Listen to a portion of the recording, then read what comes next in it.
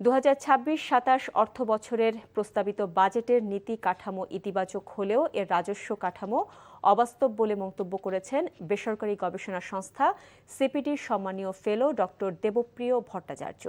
সকালে রাজধানীর ব্র্যাক সেন্টারে নাগরিক প্ল্যাটফর্ম আয়োজিত সেমিনারে তিনি বলেন, ব্যাংক খাত সংস্কার, মূল্যস্ফীতি নিয়ন্ত্রণ, জ্বালানি নিরাপত্তা এবং এলটিসি উত্তরণের প্রস্তুতি না নিলে অর্থনৈতিক স্থিতিশীলতা অর্জন সম্ভব নয়।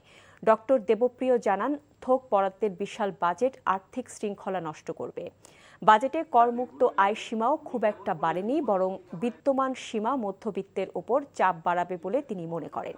বাজেটে যুব এবং শারীরিক অক্ষম লোকদের জন্য উল্লেখযোগ্য কিছু রাখা হয়নি বলে জানান ডক্টর দেবপ্রিয় ভট্টাচার্য।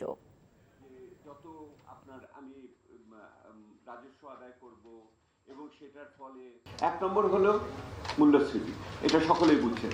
মূল্যস্ফীতি কমাতে পারবে কিনা, যে সংখ্যা ব্যবহার করা হয়েছে 7.5, আসলে ইতিমধ্যেই ওটা 15-10, আর ওটা ব্যবহার করা হচ্ছে 7.5।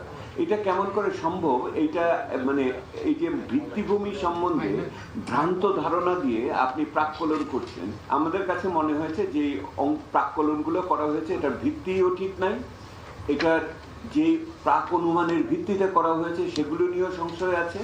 আপনি তাহলে শেষ বছরে কি পৌঁছাবেন, এটাই প্রথম বছরের চিন্তার বিষয়। কারণ নির্বাচনের প্রাককালে যদি মূল্যস্ফীতি সর্বাপেক্ষা হয়ে যায়, তাহলে আপনার কিন্তু লাভের গুড় পিঁপড়ায় খেয়ে যাবে।